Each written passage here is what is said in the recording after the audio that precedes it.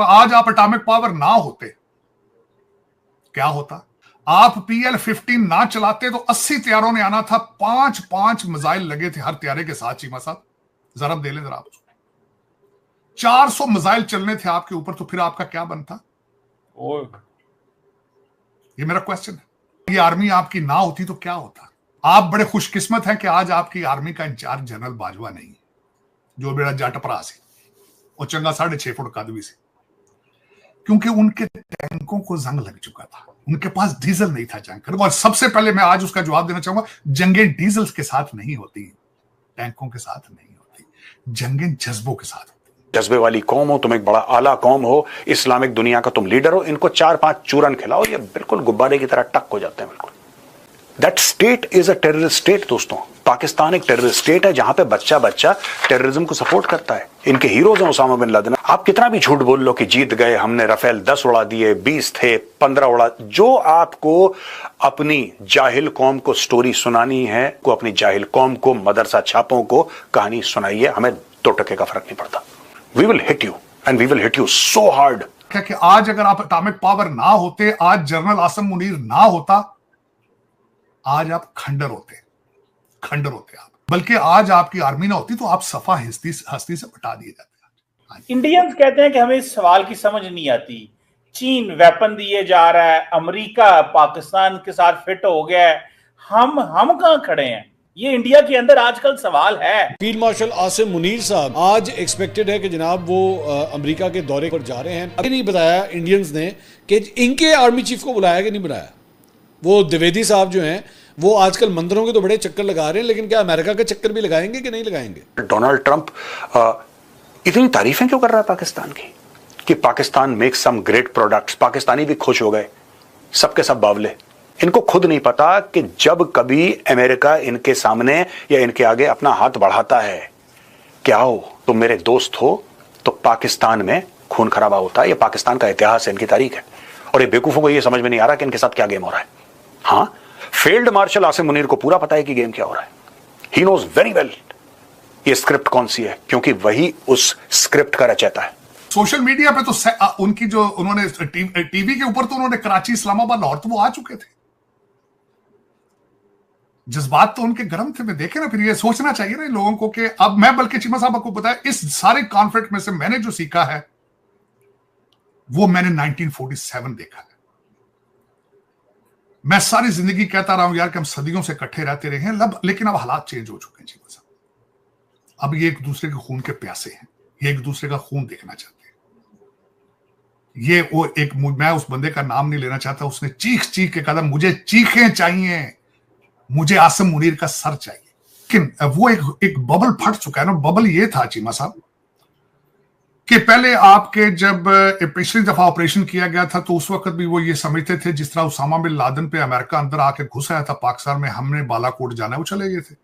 आज वो गाजा के साथ कंपेयर कर रहे हैं कि नेतन्याहू अगर गाजा पे मुसलसल करता है तो हमारा भी तो 80 तैयारे जाने चाहिए थे और पाकिस्तान को खंडरात में तब्दील कर दिया जाना चाहिए था। टारगेट तो उनका यही था।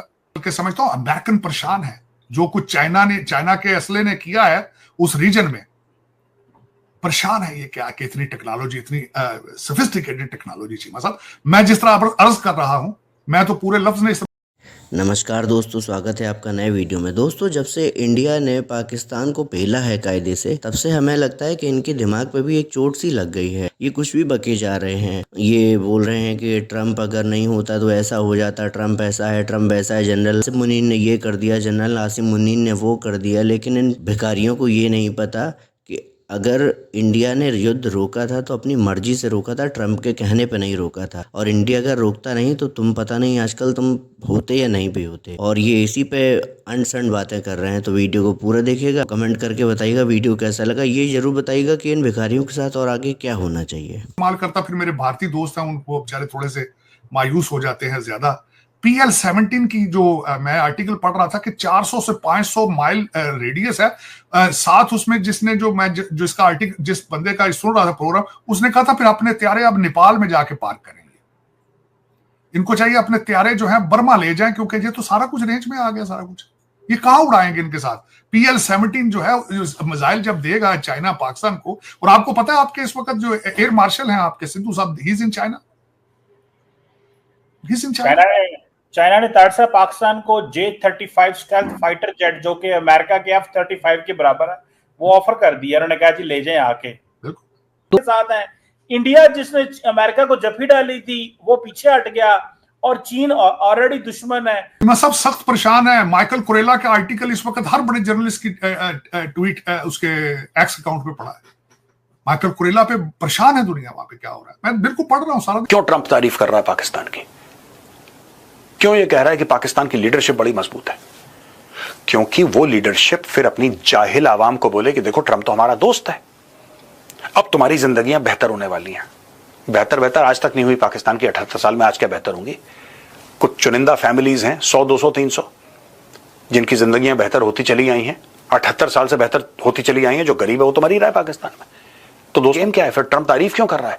ट्रंप इसलिए तारीफ कर रहा है दोस्तों क्योंकि ट्रंप को पाकिस्तानी फौज चाहिए। आप देखिएगा क्या क्या खबरें आ रही हैं, ईरान से क्या खबरें आ रही हैं, ईरान के न्यूक्लियर एसेट्स को लेकर क्या खबरें आ रही हैं, इजराइल के न्यूक्लियर एसेट्स को लेकर क्या खबरें आ रही हैं, जो इनकी टॉक्स हैं उनमें कैसे ब्रेकडाउन हो रहा है। क्या आपको यह क्लियर नहीं है कि सेंटर ऑफ ग्रेविटी ईरान है, पाकिस्तान नहीं है?